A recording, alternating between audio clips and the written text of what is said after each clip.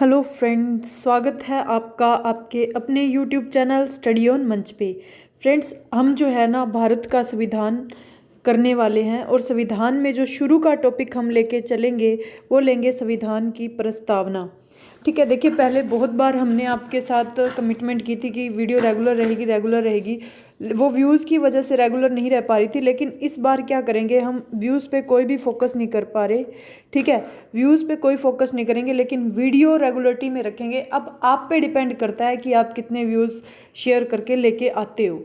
ठीक है, और जो जो आपको यहाँ पे जो मटेरियल मिलेगा ना फ्रेंड्स, वो बिल्कुल एग्जाम ओरिएंटेड एनसीईआरटी सारे के सारे कंसेप्ट लगा के मिलेगा। आपको खुद देखने को मिलेगा कि आने वाले जो 5-7 दिन है उसमें आपको पता लग जाएगा कि चैनल कितना मतलब अच्छे तरीके से आपको हर चीज़ को कंप्लीट करवा रहा है। तो यहाँ पे देखिएगा, संविधान की प्रस्तावना की बात करते हैं, प्रियम्बल ऑफ द कॉन्स्टिट्यूशन।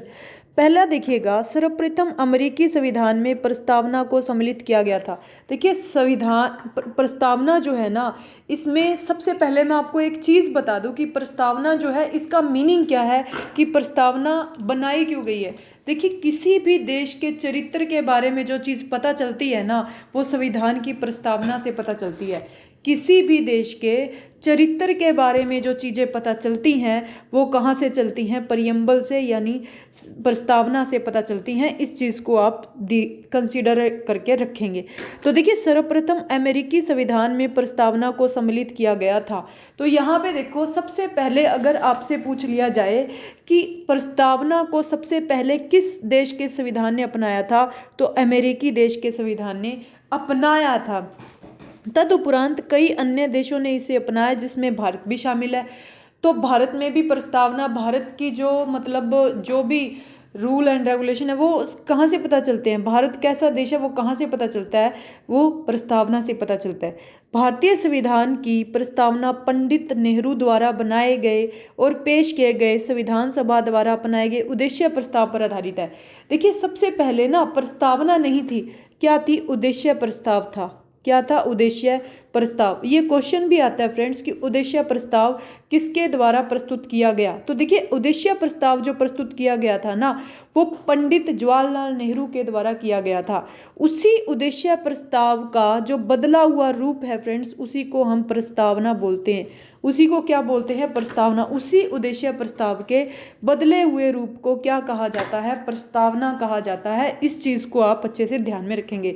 और ये पेपर में क्वेश्चन भी आता है कि उद्देश्य प्रस्ताव किसका बदला हुआ रूप है, तो आप आंसर क्या देंगे, प्रस्तावना किसका बदला हुआ रूप है, तो आप आंसर देंगे उद्देश्य प्रस्ताव का। नेक्स्ट चलिएगा, इसे 42वें संवैधानिक संशोधन अधिनियम 1976 द्वारा संशोधित किया गया। देखो प्रस्तावना में सिर्फ और सिर्फ एक बार संशोधन हुआ है, ये चीज आप ध्यान में रखिएगा। संशोधन का मतलब है चेंज। तो आपसे एग्जाम में पूछा जाए कि प्रस्तावना में कितनी बार चेंज आया है, कितनी बार संशोधन हुआ है, तो वो एक बार हुआ है। तो संविधान संशोधन द्वारा 1976 द्वारा संशोधित किया गया, जिसमें समाजवादी, धर्मनिरपेक्ष और अखंडता जैसे शब्द जो हैं वो जोड़े गए थे। ध्यान में रखिएगा, समाजवादी, धर्मनिरपेक्ष और अखंडता शब्द कब जोड़े गए, ये पेपर में भी आता है। तो संविधान द्वारा अपनाए गए, ये तो हो गया। इसे 42वें संवैधानिक संशोधन कौन सा था, 42वां संवैधानिक संशोधन, और 1976 द्वारा इसे जोड़ा गया था। क्लियर है इतनी बातें। नेक्स्ट है, प्रस्तावना में मुख्य शब्द सप्रमुता। सप्रम शब्द का आशय है कि भारत न तो किसी अन्य देश पर निर्भर है और ना ही किसी अन्य देश का डोमिनियन है। देखो ये शब्द जो हैं इनके अर्थ बहुत इंपॉर्टेंट है। आज एचएसएससी क्वेश्चन पूछ रही है इन चीज़ों पे। ठीक है, आज एनडीए में अगर क्वेश्चन पूछे जाते हैं तो इन चीज़ों पे पूछे जाते हैं। बेटा आपा किसी एक एग्जाम को फोकस करके नहीं चल रहे। आजकल सभी एग्जाम्स में जो पैटर्न चल रहा है वो एनसीईआरटी चल रहा है, एनसीईआरटी।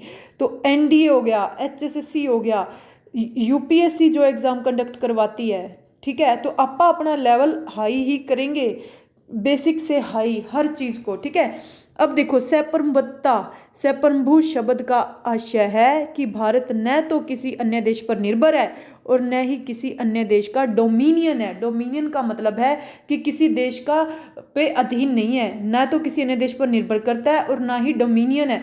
इसके ऊपर कोई शक्ति नहीं है और यह अपने मामले को नितारण करने के लिए स्वतंत्र है। आपको इस शब्द का मतलब होता है ये, जो आपको पता होने चाहिए अच्छे एग्जाम्स की तैयारी के लिए। क्लियर है।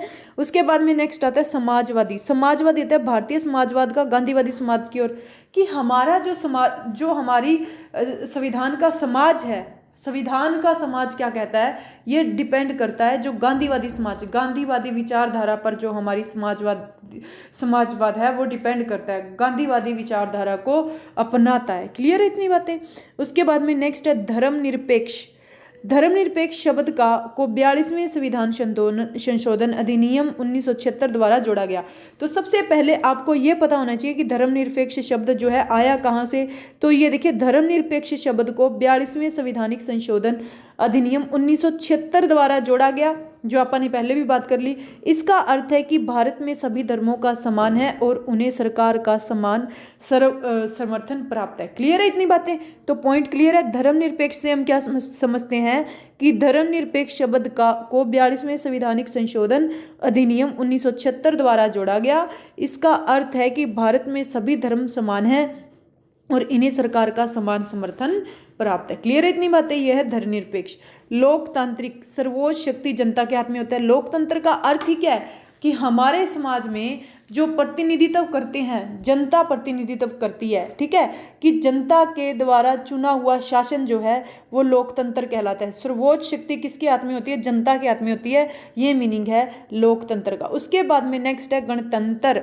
गणतंत्र से आप क्या समझते हैं? एक लोकतांत्रिक राज्य व्यवस्था को दो वर्गों में बांटा जा सकता है, कि जो एक लोकतांत्रिक राज्य व्यवस्था है ना, उसको कितने भागों में बांट सकते हैं? दो। एक तो राजा का शासन जैसे पहले हुआ करता था, एक होता है गणतंत्र। ठीक है। राजशाही व्यवस्था में राज्य का प्रमुख और आमतौर पर राजा या रानी होते हैं, वो आज के टाइम पर नहीं है। वही गणतंत्र राज्य में प्रमुख हमेशा प्रत्यक्ष अथवा अप्रत्यक्ष रूप से एक निश्चित समय के लिए चुनकर आता है, जैसे कि अमेरिका।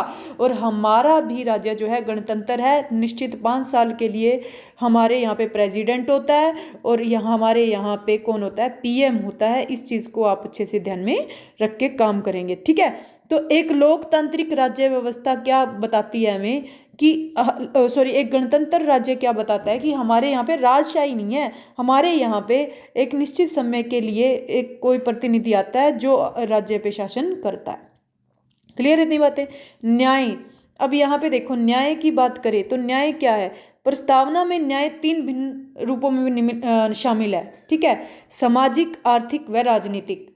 ये क्वेश्चन भी बन सकता है, आपसे पूछा जा सकता है कि प्रस्तावना में न्याय को कितने रूपों में शामिल किया गया? तो 3 रूपों में शामिल किया गया है, सामाजिक, आर्थिक व राजनीतिक। इनकी जो सुरक्षा होती है ना, मौलिक अधिकार व नीति निर्देशक सिद्धांत विभिन्न उपबंधों के जरिए की जाती है। ठीक है। प्रस्तावना में न्याय तीन भिन्न रूपों में शामिल होता है, सामाजिक, आर्थिक व राजनीतिक। इनकी सुरक्षा मौलिक अधिकार व नीति निर्देशक सिद्धांतों के विभिन्न उपबंधों के जरिए की जाती है। अब यहाँ पे देखो, सामाजिक न्याय का अर्थ हर व्यक्ति के साथ जाति, रंग, धर्म, लिंग के आधार पर बिना भेदभाव के समान व्यवहार होता है। सामाजिक न्याय का अर्थ होता है हर व्यक्ति के साथ जाति, रंग, धर्म, लिंग के आधार पर बिना भेदभाव के समान व्यवहार। क्लियर है इतने बात। उसके बाद आर्थिक न्याय का क्या अर्थ है? आर्थिक न्याय से आप क्या समझते हो?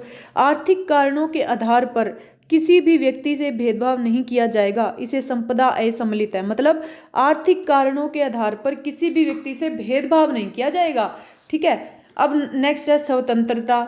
स्वतंत्रता से आप क्या समझते हो? लोगों की गतिविधियों पर किसी प्रकार की रोक-टोक की अनुपस्थिति तथा साथ ही व्यक्ति के विकास के लिए अवसर प्रदान करना। मतलब स्वतंत्र है व्यक्ति यहाँ पे अपनी गतिविधि करने में। ठीक है। हर व्यक्ति के अपने अपने नियम है, अपने नियमों के अनुसार व्यक्ति काम कर सकता है। समता, ये बहुत बार एग्जाम में पूछा गया। समता का अर्थ है समाज के किसी भी वर्ग के लिए विशेषाधिकार की अनुपस्थिति और बिना किसी भेदभाव के हर व्यक्ति को समान अवसर प्रदान करना समता कहलाता है, कि हर व्यक्ति के लिए समान अवसर जो है वो प्रोवाइड करवाता है इंडिया। बंधुत्व की बात करें तो भाईचारे की भावना। ठीक है। संविधान एकल नागरिकता, एक तंत्र के माध्यम में भाईचारे की भावना को प्रोत्साहित करता है। ठीक है। तो ये थे जो मेन वर्ड थे हमारी प्रस्तावना में दिए गए, तो ये आपको अच्छे से पता होना चाहिए। ठीक है। ये बहुत से क्वेश्चन जो मैंने आपको बीच बीच में बताया कि ये पेपर में पूछा जाता है, ये पेपर में पूछा जाता है, इन पर आप फोकस कीजिएगा। क्लियर है? तो आज के लिए इतना ही। नेक्स्ट लेक्चर करेंगे हम पॉलिटी का ही कल।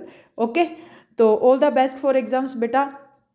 ठीक है, अगर आपको किसी भी चीज़ की कोई भी गाइडेंस लेनी है तो ये 81 999 40 823 नंबर है, इस पर आप कॉलिंग कर सकते हो।